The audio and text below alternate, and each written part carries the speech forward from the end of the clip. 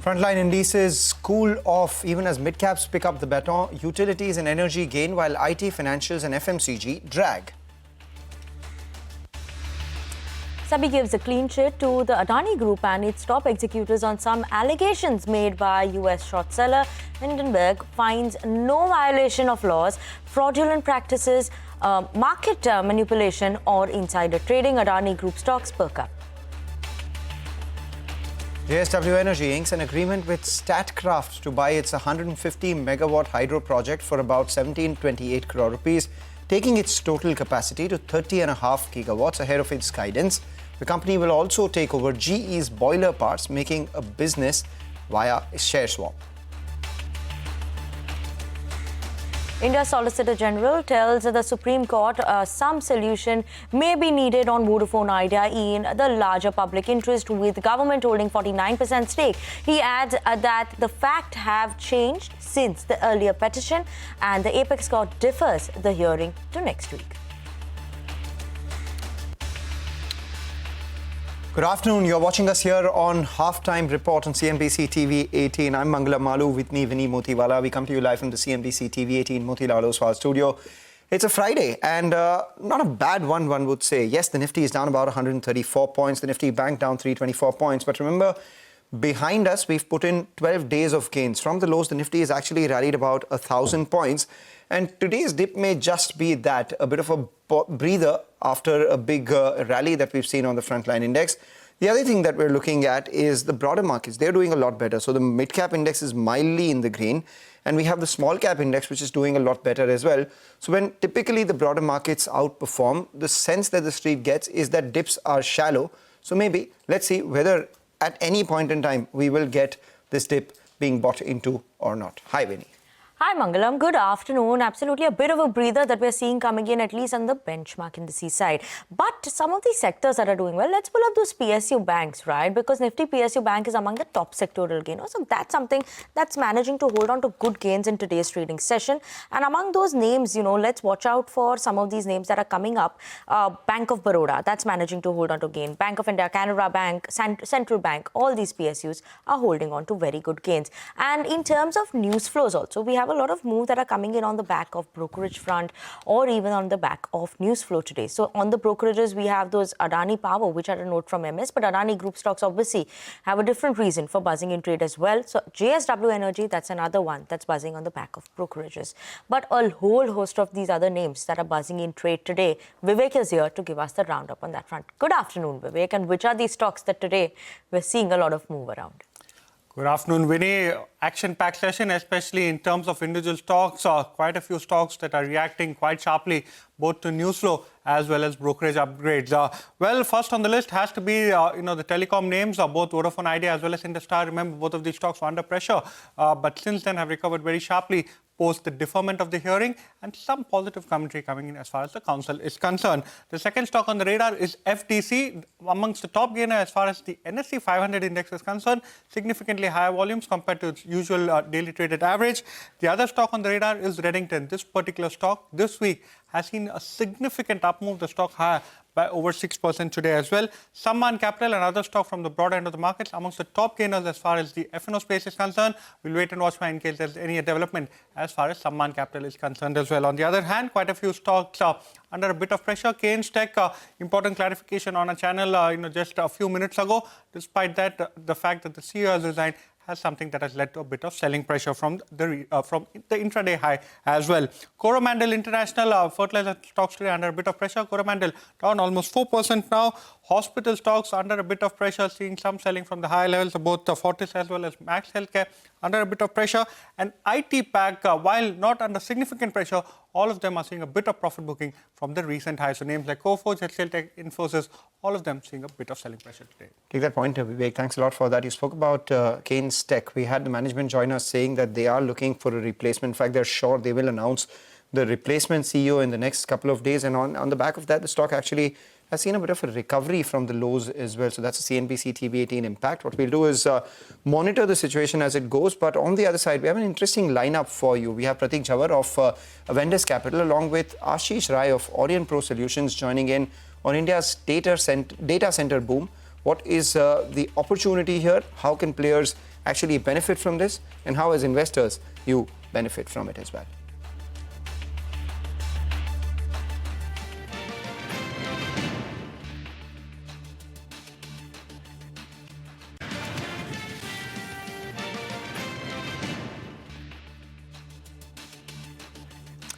Welcome back to Halftime Report on CNBC-TV18. Now, what we're seeing in the recent time, and we're going to shift focus on that, is going to be India's data center boom.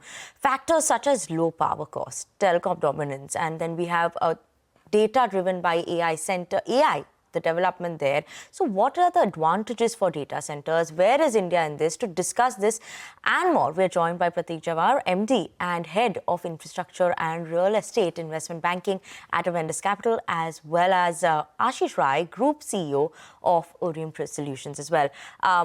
Ashish, as well as, Prateek, thank you so much for joining us on the show.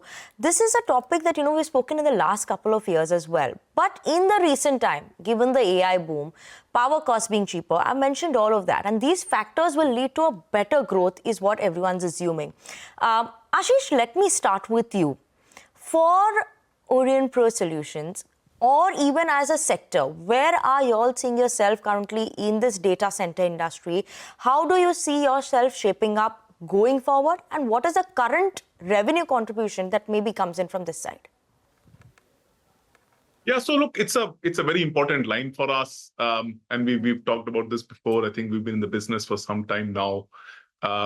It's north of 15% of our revenue probably at the moment, something of that range. We don't declare the specific numbers publicly, so I won't get into that. Look, I think for us it's been a key demand driver. The business has grown at between 40 and 50% for the last 4 years. When we got into the business, I think it is, the demand runway is fairly long. India has always been under capacitized from a demand standpoint. So I think from data, for example, I think it's probably well known we generate almost 20% of global data demand, and the DC capacity is probably 3% or thereabouts, right? So I think there is a massive headroom to catch up on the demand. Plus, there is a lot of demand drivers in general in terms of, whether that's 5G, whether that's AI, that's payments volumes, the need for latency, and as you go into more AI inference, right? So there is a massive demand. We see the business growing fairly strongly over the next, I would say, 5-7 years. There is a significant investment coming in. The policy environment is good, and we've built out a very high quality business in terms of working with our strategic partners in building out capacity for them, right? So I think we see a pretty strong runway ahead. You see a pretty strong runway ahead, Prateek. Ashish, actually one more follow-up to you. I just want to understand what would be the percent of growth now you expect to see, right? Industry is expecting around a 43% growth globally in terms of AI market. Do you think that would also lead to a similar boom coming in here in this sector? And are you open to more tie-ups? Because OpenAI is also talking about data centers here as well. So are you in touch with any global players? Are you looking at tie-ups now? Yeah, so look, especially when it comes to AI compute, I think there's a lot of conversations, and depending on where it is, we got some global tie-ups as well, and they're sort of partnerships that we'll announce from time to time.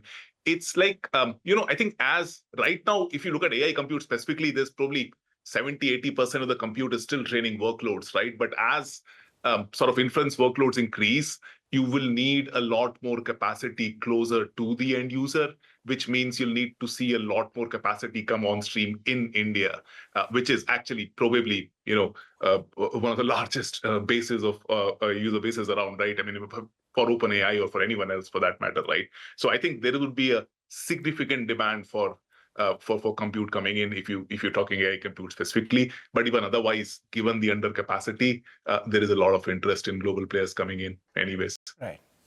All right. Ashish, just hang in there. We'll invite Prateek as well, and we'll come to you in just a bit. But Prateek, the facts are all there for everyone to see. 2024, the capacity was 42 gigawatts. 2027 expected to be 70 gigawatts. By 2030, go to 100 gigawatts. India accounts for just 3% global data center capacity, while it owns or consumes 20% of the global mobile data. What investors would like to know from here on is where will the returns come? If one has to play the data center capacity or the data center business, the returns would be maximum where? At the operator level, at the high-tech cooling level, the racks, the power systems providers. Which part of the value chain will a lot of this be captured in? No, thank you. Let me come in. I hope I'm audible. Yeah. So the interesting part is, see, there's an ecosystem built out which is happening, right? India is frankly, in a percentage terms, we are around 3% as you're talking about the global data center capacity. But predominantly, almost 70% of the capacity today for data centers is in the US and China. The global capacities are catching up. From an India perspective, whatever we have built till now was for domestic demand by domestic players. There has been interest from global investors, global operators who want to kind of come in and set up capacities, which was being driven by local enterprise requirements, mostly driven by data sovereignty, which we've been talking about. But the bigger change which we are going to see now, and whatever projections which we are looking from an India perspective are going to be driven by the AI-led demand, and how much of that workload is going to kind of shift to India. I think the point is that, as Ashish was rightly mentioning, that we have almost 20% of data generation or data consumption happening in this country today, whereas we have a capacity of around 3%. Most of our data is being stored outside India. So our first bit is like you have enough latent requirement which will kind of shift in, which will give an impetus to kind of put out that capacity from a developer operator perspective. You have to invest almost around 6-7 million for a gigawatt. 600 million goes for a gigawatt capacity, which kind of goes in. So the amount of capital which is required is going to be divided into three segments. The way, say, an IT services business got built over, say, 3 decades, there is a segment of real estate developers who went ahead and kind of built out cold and shell. There are operators who are building up capacities, which is almost 4x the capex which is required over and above the operators. And then obviously the operators and implementation partners or the IT services companies, which kind of comes in play. So from a money-making perspective, if you're talking about, there is going to be a huge amount of capacities which is going to get implemented. And we're talking about a growth in India, the requirement is going to be around, say, 25 billion just to kind of set out this capacity to meet the requirement which is being envisaged, which is going to be driven by the AI-led demand. I'm talking about the real estate and implementation part of it. So the entire value chain is going to get created locally. We see that probably when it comes to kind of setting up data centers, it's going to be the global operators who have the relationship with hyperscalers, are the ones who will probably take up the lion's share of capacity built out. They have the probably access to the lowest cost of capital as well. So the data center capacity will be consolidated or concentrated with large developers, operators. However, the entire value chain play is going to get established locally. So when you're talking about the cooling solutions, the power solutions, which are going to kind of being given out, the equipment manufacturing. So all of this is going to get benefited out of this entire expansions which are being planned over next, say, or requirements which are coming over next, say, 10 years. Pradeep, good afternoon. What I also want to understand, now, while you're saying, most of India's data currently is also outside, right? So first, we'll meet our own domestic data point of view and get all our data back to India, and then for the global level. How much capacity, are we actually going in the right direction? Is this enough in terms of what the government is providing, or the capex story that you hear on ground? Is it enough, or much more is still required to actually reach at the global level or compete maybe with global countries like Singapore and Malaysia, which are ahead in terms of us? Frankly, I think Singapore is not a right comparison. They are not competitive. Most of the Singapore's data is also stored outside Singapore. They're expensive. I think one of the key components which kind of makes a difference in data centers creation has been power requirement, and government is doing all their bit, including now obviously the taxation reforms which has come in place to kind of give a benefit to the developers to kind of come and set up data centers in India. There has been works which are happening on the infrastructure layout as well, which means providing data center parks, which is going to kind of make sure that you have the efficient supply of power, green power for the which is going to be available at a decent cost So that it is I think, going to be the drivers which we are seeing going to make shift in India. Lot of large developers and data center operators are looking at India, are looking for opportunities to kind of build out in India.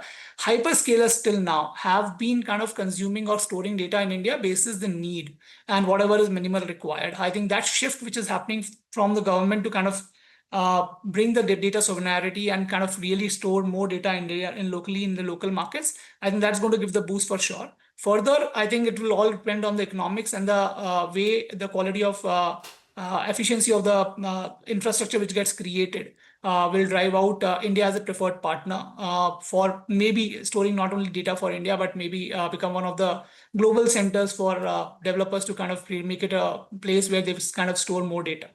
You've laid it out for us. Let's go back to Ashish and ask him. Ashish, from an Orient Pro Solutions standpoint, how much revenue comes in from data centers right now? How much do you expect it to go over the next 3 to 5 years? And where does that place you when it comes to peers? Yeah, so look, we run one of the top sort of design and program management outfits out there. We work with strategic partners in terms of really designing, especially the complex data centers. I believe, we are one of the stronger players around. The business is meaningful for us. Something between 15% plus of the revenue now. Been growing at 40-50% for the last 5 years since we've been there. A lot of very strong strategic partnerships. We're getting into a number of international partnerships now in terms of really bringing both our IP as well as partners' IP into the game. So I think we'll be one of the strong contenders as the business grows overall. Really, there is space for a large number of players to exist within the ecosystem.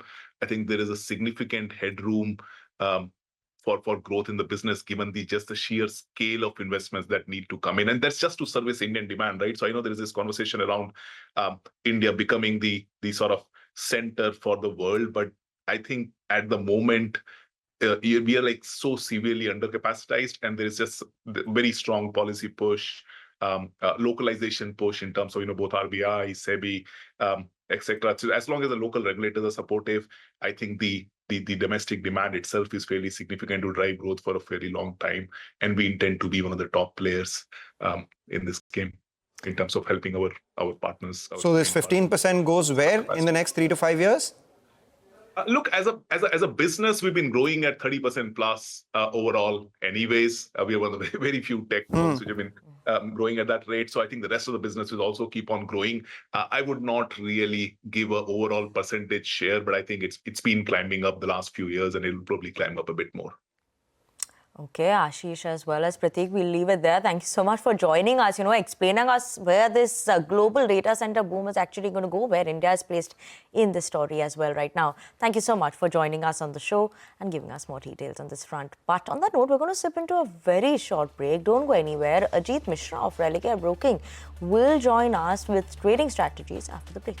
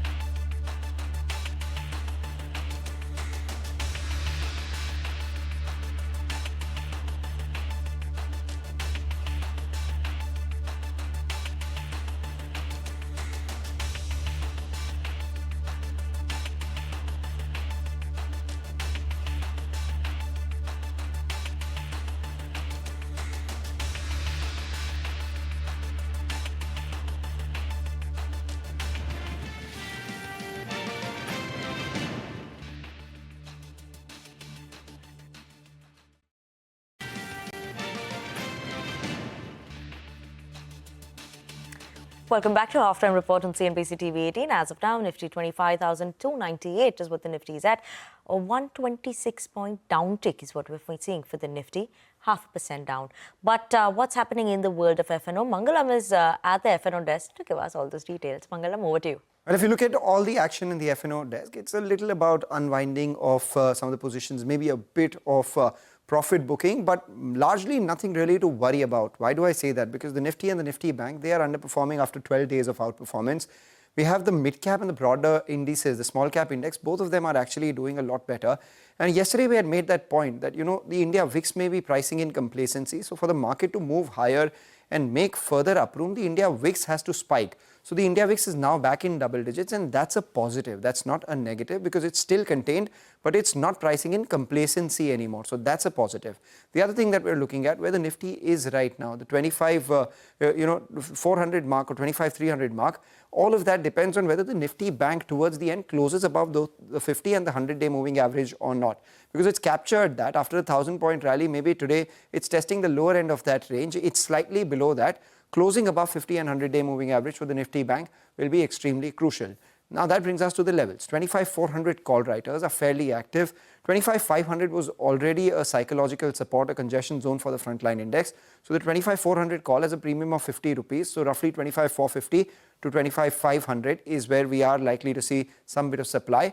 But at lower levels, the level where we are right now, 25,300 is extremely crucial because those put writers haven't unbound their positions. In fact, 25,300 put still has a premium for almost 65 rupees, telling you around 25,250, we will see support for the frontline index. Were the index to break the 25,250 mark, then these guys will have to unwind their positions and perhaps we see a deeper gash. But nothing in the data suggests that that would happen right now. Why do I say that? Because a broader swathe of stocks are all doing very well and they are fairly well bid. Case in point, look at the Adani Group stocks, the relief that is coming from the SEBI, Adani Ent, Adani Green, Adani Energy Solutions, all of them up between 4 to 5%, and all of them seeing a lot of long positions being added. And just as we speak, a bunch of other stocks also in the green. So we will watch out for whether this dip that we got in the first half of today will be undone in the second half or not. Absolutely, Mangalam. We'll be keeping an eye on that one. But on that note, let's also bring on board now Ajit Mishra of Religare Broking, joining us on the show now to talk to us about the technicals. What are we keeping an eye out on as well? Ajit, good afternoon. Mangalam has given us some levels that we should be keeping an eye out on, right? 25,250, I believe that was one of the levels he mentioned, right? That's going to be important. But today, instead of seeing an up move, if we see the downside, then how much of a worry does that become for the Nifty? And what are the levels of the Bank Nifty as well? Yeah, good afternoon, Vinny. So yes, what Mangalam have shared according to the derivative data, it's aligned with what we are seeing on charts as well. Means if you see, we are in the third week of rise when it comes to the Nifty index. We have just surpassed the August month highs around 25,150 levels, and since then we are seeing this momentum continuing. But we have a trend line hurdle at 25,500 mark, and almost we have tested that area in yesterday's trade. It's a normal profit taking and consolidation so far, and the previous swing highs would continue to act as a support area. So 25,150 to 50 would be the zone where one should look for buying opportunities. So it's a buy and dip market, but yes, to surpass this 25,500 hurdle, we need further support from the banking index. So for banking, 56,000 is a critical hurdle. So once we surpass that, because today we are seeing that the private banking measures are slightly on the back foot. Maybe it could be due to this FTSE rebalancing. But the PSU banking pack, they are still holding strong. So for banking index, we believe that 54,900, 55,000 will continue to act as a strong support area. At the same time, stock-specific opportunity, Vinny, is something that one should be focusing on because consolidation after 3 weeks of rise is completely normal. Okay, and what are the stock opportunities or trading strategies you are looking at, Ajit? Right, so the first recommendation from the pharma space, because defensive, they were slightly on the back foot and started seeing fresh traction in some of these names. So Dr. Reddy's from the pharma basket is something that we like. The stock has just moved out of from a consolidation range. And 1380 is what we are eyeing as an immediate target. So with stop at 1290, one can go long in Dr. Reddy's at current levels. Then from the PSU banking basket, SBI the leader, almost like 3-4 months of consolidation, which has finally ended with a strong breakout, price action, volumes, everything is confirming the trend. So we expect a newer high in days to come. 910 is what we are eyeing as an immediate target. So with stop at 840, one can accumulate SBI also at current levels. Okay, Ajit, thank you so much for that and joining us, giving us individual stock names, what we should keep an eye out on the Nifty as well as the Bank Nifty. On that note, time for a very short break. On the other side, Manisha Gupta will join us and along with her will be Kishore of Motilal Oswal Commodities side to talk to us about the world of commodities. Stay tuned in.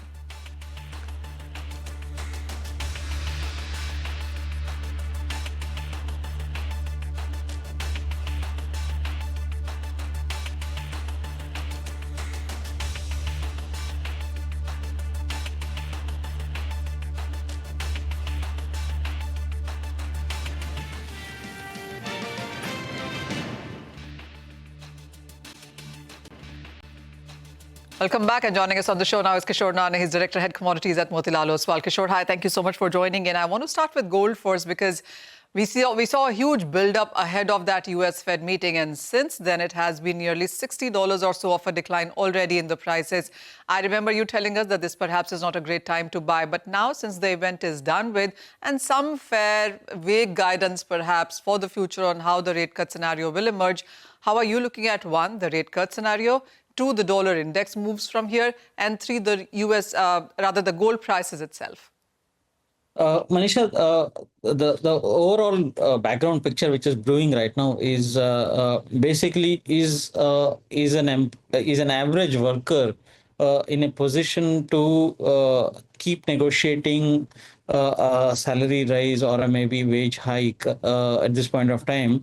So if that's not the case, as the labor market has slowed down considerably, probably the people would like to actually the average hourly earnings would start to fall. So that to some extent will give cushion for Fed that inflation may not be rising as quickly as it was anticipating, number one.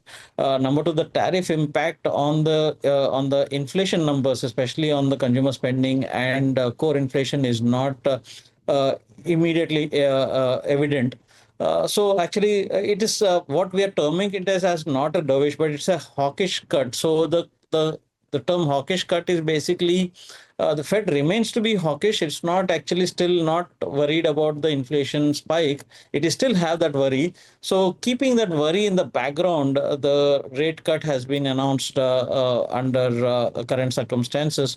So the speed of the rate cut cycle is what the markets are trying to rethink, reprice into the markets. That's where actually some of these corrections came. And as we already discussed, that 25 bips rate cut was already discounted in the markets well ahead of the meeting itself. So the disappointment to some extent is that some of the people who might be anticipating a 50 basis point rate cut has unwound their positions and all, but this is a temporary blip. And again, I was warning that if anybody who is investing in current levels in either gold and silver should be and must be prepared for these kind of short-term price corrections. So long and medium term looks bright. There is absolutely no doubt in that, but short-term volatility is expected to continue. How are you looking at the dollar index from here on, and what are your targets for gold, let's say 6 to 8 months from now? 6 to 8 months is little difficult. Again, 12 to 18 months, we're looking at around 25 to 30%. Again, the 30% mark is where you start from. So if you're looking at 3,400, 3,500 as a starting point, that will take you to around 4,200 to 4,500 mark. Again, 18 months is a trajectory because what we anticipate is that the impact of tariffs could be more evident in second half of 2026 calendar year, as most of the trade deals will be done and whatever the impact will be done. And also there is a lot of you all have to remember that before the tariffs have been announced, actually a lot of leeway was given and a lot of time was given. So there are a lot of upfronting of imports happened in that case. So there was a huge amount of imports went into US before the tariffs kicked in actually. So those will actually cushion out these inflationary pressures to some extent. But by the time of end of 2025 and early 2026, when you actually consume these inventories and actually you start to placing new orders, that's where actually this will kick up. So keeping that in mind, so dollar index should be around 96.5 to 98.5. That's what the range which I'm looking at next 2 months or so. And for the gold, probably anything close to 3,400, 3,500 is a good level or a better level to enter. For a target of 42 to 4,500, as you said, in the next 12 to 18 months. Yes. All right. How are you also looking at silver then? Because this is an area where also we have seen some profit taking. $40 an ounce holding at this point in time, but would it continue to hold? And if yes, then what kind of levels here as well? See, downside could extend to 37, 38. Again, 10% in silver is not a big deal. So 37, 38 is possible. So that's around $3-4 downside. And upside, actually, we have reiterated and revised our targets to around 50 and 52, depending on the trajectory. But the direction keeps to be going up. And again, we all know that fundamentally, as a commodity, if you remove the monetary aspect of or the precious metal aspect of silver, as a basic commodity, it has much stronger fundamentals in play. So that actually keeps pushing silver also up. But again, because this is a larger volatility metal, and so probably you should be prepared for a 10% downside at any point of time. So anything close to 37 is a good entry for a medium to long term investor, and the upside could be anywhere between 47 to 50, which can extend to around $52. Kishore, a lot of people would be looking around to buying because now this asset class seems to be getting mainstream, and a lot of people who were not buying it earlier perhaps also want to have a piece of that pie. What is your recommendation for, let's say, slightly longer term if people are buying at the levels that you are advocating on the lower side from here? The next 3 to 4 years, is that a great time to be in gold and silver? What kind of your portfolio should be parked there? See, Manisha, I think as an analyst, as a commodity analyst, once we actually look at the large price cycles, actually, after almost a decade of kind of a sideways movement, if you ignore gold and silver for a moment, most of the other commodities like base metals, energy have been in a tight range despite a lot of geopolitical issues and all. So I think I'm a firm believer at this point of time for the next 7-8 years, that larger cycle, the commodity super cycle is going to start and it's going to kick out. I think there's a lot of talk around the global investor community, as well as a lot of hedge funds, etc., that the allocations towards commodities have to increase, and there are a lot of under investment in these sectors, both on the mining side, both on the smelting and refining side. At the end of the day, even the investment portfolio size also has been much lesser after, if you remember, after the European crisis and the banking reforms, globally, the exposure of the banks and hedge funds have gone down in commodities. So now we're looking at minuscule amount. So even if the percentage wise, it could double easily in the next 2-3 years.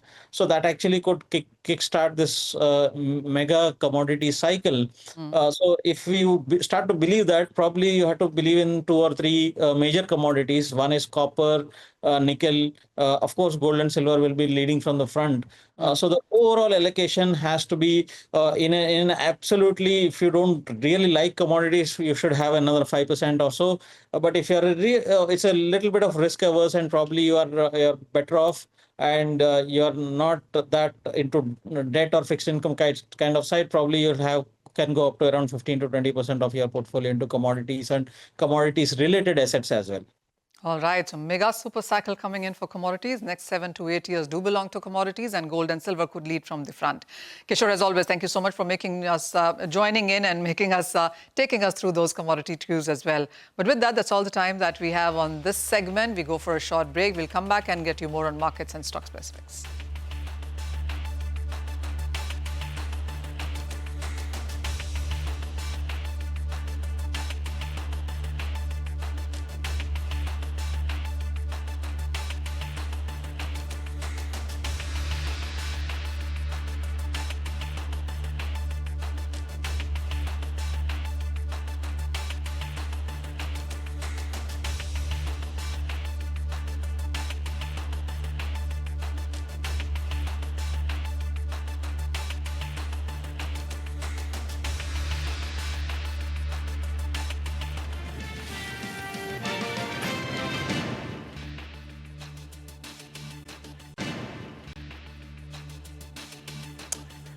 Welcome back. You're watching us here on Halftime Report. Meanwhile, just keep an eye out on a bunch of stocks which are surging. The Adani Group stocks, they found a fresh lease of life once again.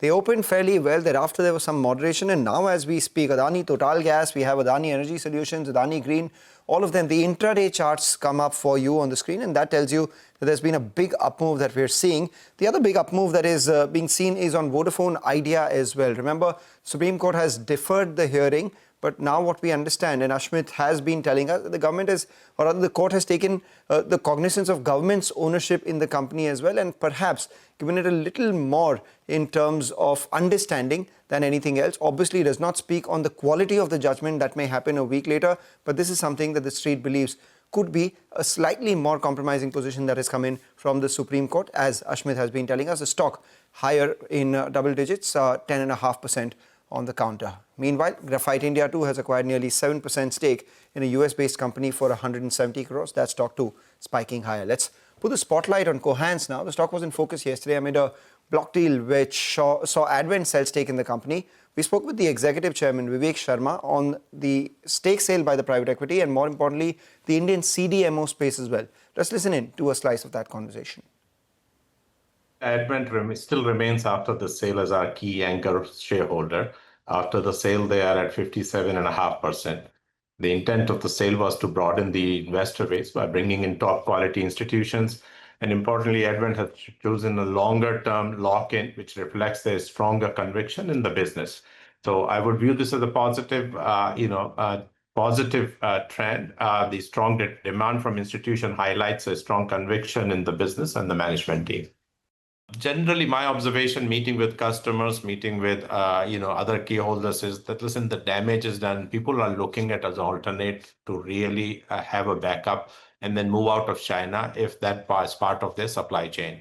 We are seeing improvement, and we are seeing RFPs that are coming now that were not there before, and they're in larger quantities, compared to what it used to be before. We are seeing more visits from customer to evaluate our sites and capabilities. So trend-wise, I am seeing traction there. In pharma, it's a very sticky supply chain. It takes time for it to materialize.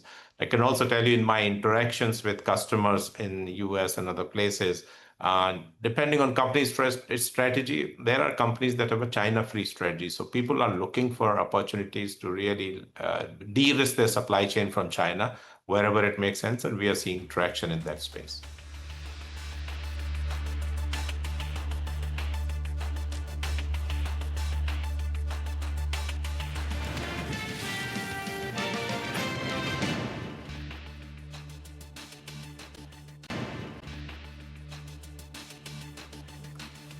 Welcome back to Halftime Report on CNBC TV18. As of now, Nifty is at 25,300, where we approximately started the show with.